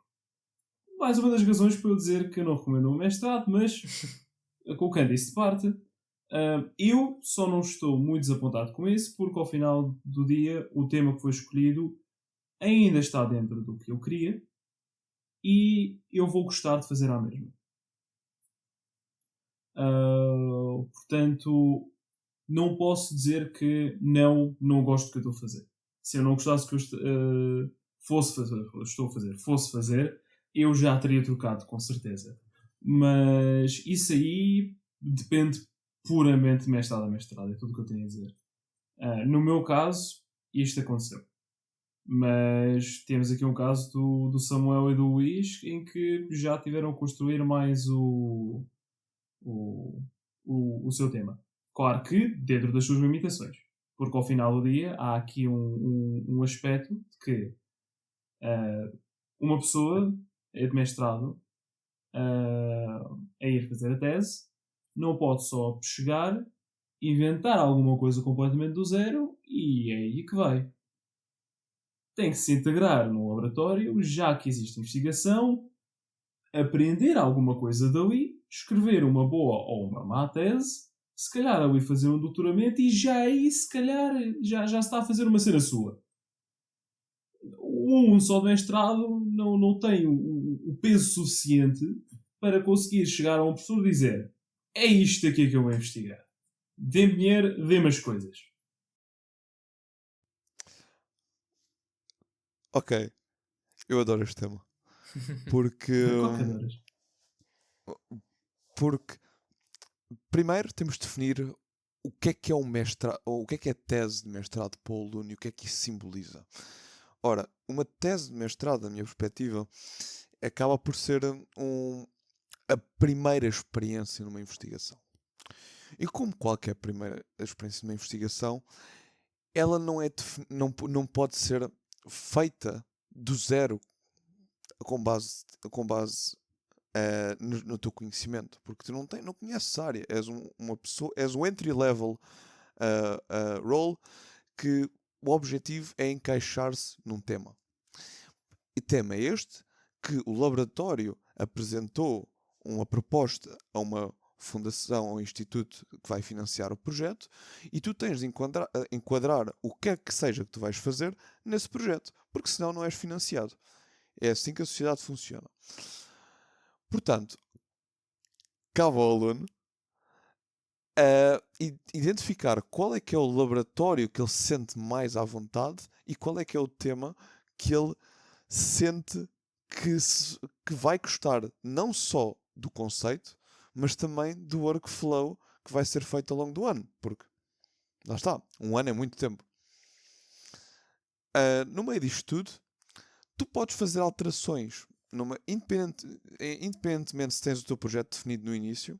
Eu conheço um caso muito real de um colega meu de laboratório, que é um ano mais velho que eu, ou 2, já não me lembro, que ele começou num ramo em que usava um modelo de estudo diferente, que era o peixe, e para estudar a regeneração do peixe, e a tese dele foi sobre a degeneração do olho humano. O projeto começou focado na regeneração e a meio foi automaticamente trocado para outro projeto que tinha sido aceito para aquele laboratório. Ou seja, mesmo que tu tenhas uma tese definida, já previamente, não quer dizer que não hajam mudanças, tanto que seja o protocolo, o próprio tópico e isso tudo. Portanto, dá-me a tua opinião, Sérgio. Não, eu concordo. Tu completaste o que eu estava a dizer e agora também acrescentar uma coisa ao que estavas agora a dizer, que ao final do dia, tu como um aluno mestrado que está a fazer a tese, tens o orientador. O orientador é o que à partida vai-te acompanhar, vai-te ensinar e, da mesma maneira, vai estar a definir o tema.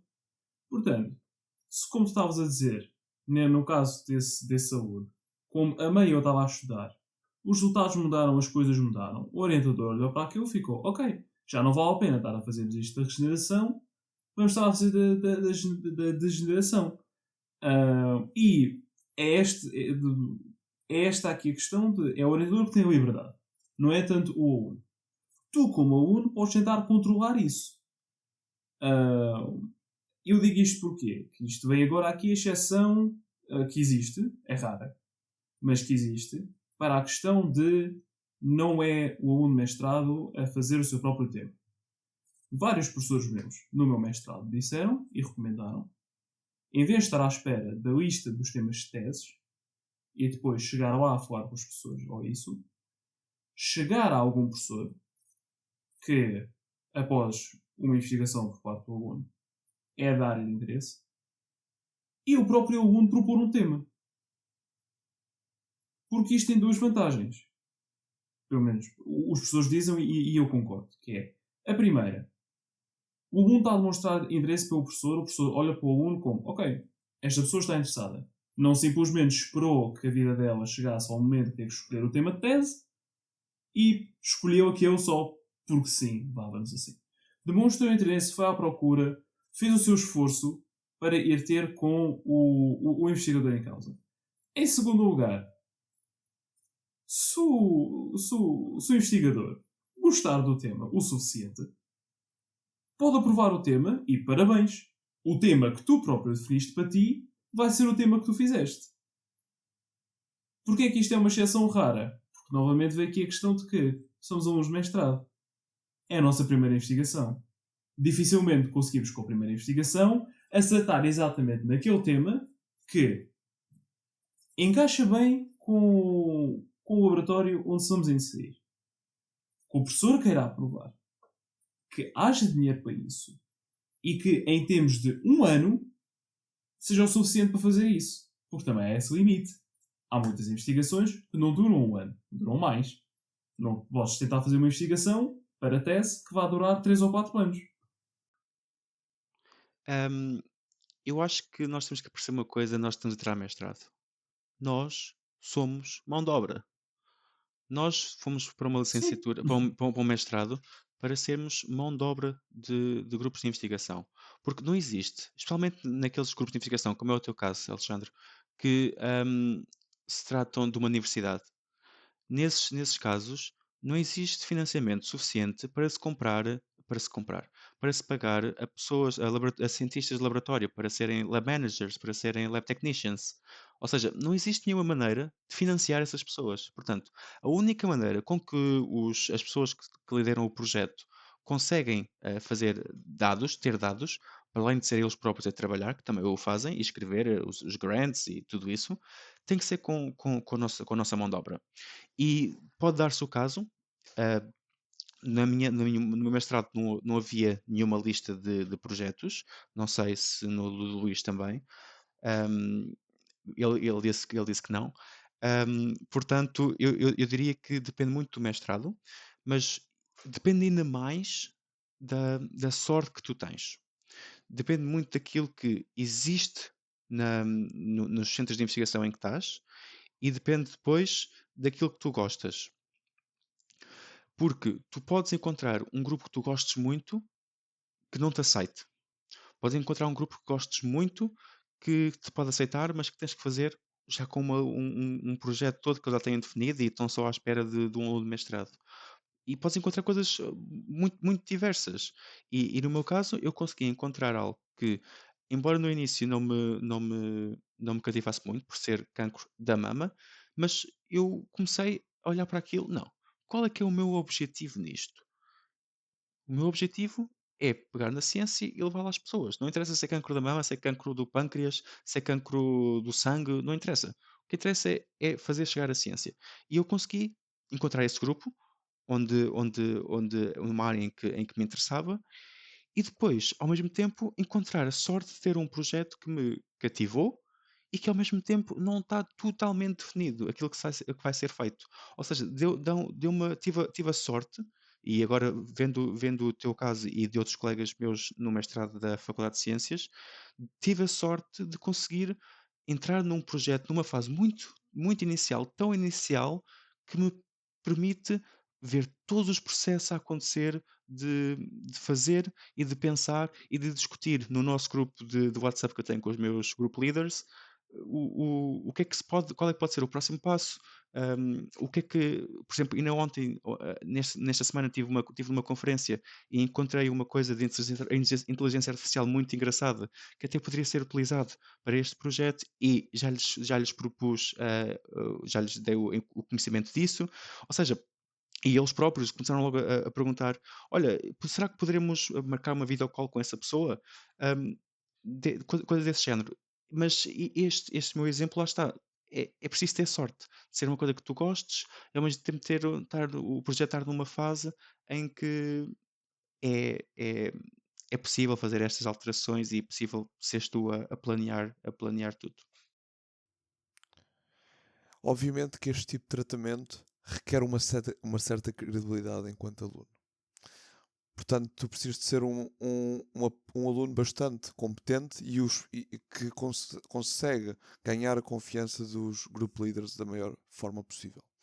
E, portanto, obviamente que se tu não tiveres essa credibilidade enquanto aluno e eles não acreditarem muito em ti, provavelmente acabas por ter um role bem mais, como o Samuel disse, de ser pura mão de obra, em que tu simplesmente tens de reproduzir uma técnica, gerar alguma linha de modelos que sejam necessários para estudos futuros, coisas que realmente precisam de mão e que já usam protocolos bem definidos, sem grande pensamento e espírito crítico. É a vantagem da ciência, apesar de ser uma área que requer muito pensamento crítico, até consegues arranjar muitos processos que podem ser completamente brain dead, na minha opinião. Mas há uma coisa que alguém quer adicionar? Não, acho que chegámos a uma boa conclusão.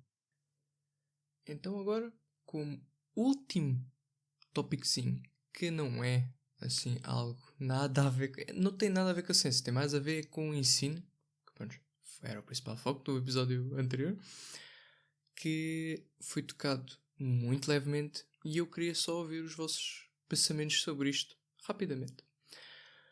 O problema que são os pais que forçam ou trilham o caminho dos filhos, academicamente. Isto é realmente um tópico muito rápido, porque discordo completamente. Os pais devem encorajar os filhos a seguir o que eles demonstram interesse em seguir. Claro que quando o puto é jovem, os pais têm que ajudá-lo a guiar, demonstrando que existe isto, existe aquilo. Da forma para o puto conhecer o mundo e depois é o puto que decide, eu quero seguir isto. Alguma coisa que os outros querem acrescentar? Ora, há uma coisa que eu quero acrescentar e vejam se concordam comigo, que é, eu sinto que agora, especialmente com o facto dos alunos estarem cada vez mais cronicamente online e terem mais distrações ao longo da vida, acho que é muito importante os pais tentarem estimular os próprios filhos a conhecerem coisas novas, especialmente no contexto do ensino. Ou seja, o papel dos pais não é um papel de vou-te guiar pela trilha do caminho de ferro, não é? Vou-te mostrar as várias saídas que o ensino pode ter e vou tentar incentivar a participar ou pelo menos a assistir de alguma forma ao que é cada área que ele pode escolher. E só assim é que ele consegue perceber realmente o que gosta e o que não gosta. As pessoas são naturalmente têm sempre uma tendência para serem melhores inicialmente numa coisa ou noutra. E isso também os ajuda a tentar perceber. Mas para saberem se são bons em algo, têm de tentar essa coisa. E esse é que é o problema. Eu acho que o ensino previne-te um bocado de experimentar e obriga-te a fazer uma decisão definitiva de algo que tu nem sequer sabes se vais gostar. Eu não sei se o Samuel quer dizer alguma coisa, mas eu vou ter que discordar até certo ponto aqui, porque temos um exemplo que está presente aqui, aqui connosco na chamada, de que inicialmente fez uma escolha pela licenciatura de Bioquímica, mas está agora a fazer o esforço todo para ir a um mestrado em Linguística. Portanto, aqui a questão é, mesmo que pareça ser inicialmente uma decisão assim definitiva, e tu tens razão, eu, 12º ano, aquilo parecia ser uma decisão definitiva. E mesmo assim, quando eu não fui aceite na licenciatura de Medicina, que era o que eu queria inicialmente, eu percebi que, ok, vamos para a Bioquímica. Fui para a Bioquímica. Já estou agora há 4 anos em Bioquímica. Foi o fim do mundo eu não ter entrado em Medicina naquele. Não foi. Se o Tiago consegue dizer aqui que 3 anos, que ele pode considerar ou não, terem sido perdidos para a Bioquímica, se foi a pior coisa que aconteceu. Não. A vida continua-se. Mesmo que se tu passes 3 anos numa licenciatura e vais para uma outra licenciatura a seguir. Sim, foram até certo ponto 3 anos perdidos. Mas a vida continua e tu vais com a vida. Isso é uma cena que se aprende. Eu nunca diria que foram 3 anos perdidos, porque se tivessem sido perdidos, isto aqui não estaria a acontecer e eu não teria estes 3 aqui como amigos. Mas pronto. Ahm, ahm, ninguém pode obrigar ninguém a nada. Sejam pais, sejam namorados, sejam amigos, ninguém obriga ninguém a nada. O papel dos pais, da família, dos amigos, é dar a liberdade aos seus filhos, aos seus amigos, ou o que for, ahm, para eles seguirem o seu caminho, ser eles a encontrarem o seu caminho. Nós não conseguimos impedir que os nossos filhos venham a sofrer, seja por amor, seja por falta, por não terem seguido um caminho que queriam. Nós não podemos impedi-los disso, tem que ser eles próprios a decidir esse caminho. Nós temos de lá estar só a ajudá-los e a garantir que nos momentos em que eles sentirem mais dificuldades, nós conseguimos estar lá a apoiá-los e a tentar elucidá-los do que é que eles mais querem seguir. Porque de facto são decisões decisões muito importantes que se tomam logo no nono ano para seguir ao ensino profissional ou ao ensino regular, ou depois, depois do 12º ano para seguir ensino superior ou não, são decisões muito importantes e às vezes nós não temos a maturidade suficiente para nós próprios já decidirmos e escolhermos o que é que queremos fazer. E aí podemos pedir ajuda da nossa família. Mas a nossa família tem a obrigação de nos dar liberdade para escolhermos aquilo que queremos. Se queremos ir para o ensino superior, se queremos ir para a música, se queremos ir para outra coisa qualquer, mas temos que ter liberdade. Eu acho que essa questão que colocas, Tiago, acho que é unânime que não podemos estar a obrigar ninguém a seguir uma coisa que eles não querem seguir. Muito bem. Com isto, acabamos então os 10 topiquezinhos que eu vos queria perguntar e damos então por terminada este quase debate que nós tivemos aqui. Mais alguma coisa que vocês queiram? Não vamos acabar o episódio já, vamos para as sugestões culturais, mas há alguma coisa que queiram acrescentar antes de seguirmos para o fim do episódio? Olha, eu acho que acrescentava que nós temos que seguir aquilo que achamos que vamos gostar. Existem muitas pessoas que seguem um curso de ensino superior, ou porque são obrigados pelos pais, ou então porque querem ganhar muito dinheiro. Eu acho que se tu queres ter sucesso na vida, tens de escolher algo pelo qual tenhas uma paixão. Escolher algo pelo qual te levantes de manhã e digas: boa, hoje quero trabalhar. Eu hoje quero ir para o trabalho e quero fazer algo que gosto. E acho que para todas as pessoas que estão a fazer estas escolhas, têm que se meter nesta posição, têm que perder tempo a pensar. Em vez de ir para o telemóvel, para o Instagram, ver Reels ou o que for, perderem tempo a pensar, larguem o telemóvel, vão para um sítio tranquilo e pensem: o que é que eu gosto de fazer? Têm que se colocar na posição desses empregos, ver empregos. Será que eu gostava de ser médico? Será que eu gostava de atender pessoas? Será que eu gostava de estar à frente de um computador todos os dias a escrever código para ser usado num banco? Olhar para estas possibilidades todas, perder tempo a pensar nestas possibilidades e ver, olha, eu acho que me via a fazer isto. Eu tenho uma paixão por isto. E se nós tivermos uma paixão por isso e se formos atrás desse objetivo, vamos ser pessoas com sucesso na vida. Não precisamos ser as pessoas mais inteligentes do mundo. Precisamos ter paixão por algo. Porque se tivermos a paixão por algo, não vamos largar esse algo. Há que ser prudentes nas nossas escolhas, mas não ter medo de falhar. E mais não digo. Muito bem. Agora, ah, isto não era propriamente um tópico. Última coisa que eu quero colocar antes das sugestões é, por ordem de apresentação outra vez, com apenas uma palavra, definam o curso que vocês tiveram.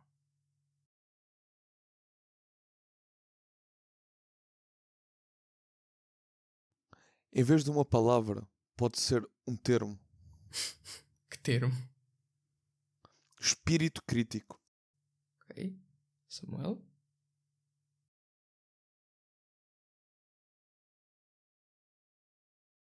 Seguro. Sinto-me seguro depois deste mestrado. Sasha?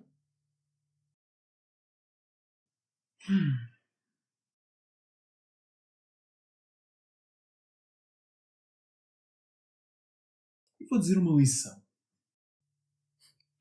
Ok. Boa ou má? Fica a questão. Fica a questão. Exato. Muito bem. Então, vamos para as sugestões culturais. Dou-vos então outra vez a palavra. Alguma coisa, quem sabe é a única vez que estejam neste podcast, eu espero que não. Alguma coisa que queiram sugerir na mídia, seja um filme, uma série, livro, Eu já vos música. falei disto muitas vezes. Eu agora estou a reler livros, estou a começar a ler mais e estou a gostar muito da leitura de clássicos. Portanto, tenho a oportunidade de ver os clássicos da literatura que deviam ser a base para todas as literaturas, de todos os escritores mais modernos. Pelo menos acho que um escritor moderno, para ser bom, tem que ter conhecimento de base. Aqueles escritores que dizem que nunca leram livros nenhuns, fujam deles, diria eu. Portanto, eu neste momento estou a ler Júlio Diniz, estou a ler os 4 livros que ele escreveu, e são romances. Ele foi um médico, ao mesmo tempo escritor, do século XIX, e, portanto, faz parte do período romântico. Leiam os livros deles se querem ter uma visão do como é que era a vida antigamente, termos muito engraçados que eles usavam. Por exemplo, estou-me agora a lembrar em vez de aquilo que nós chamamos hoje de date, antigamente, e em português se chama encontro, antigamente eles diziam entrevista, iam ter uma entrevista com uma senhora.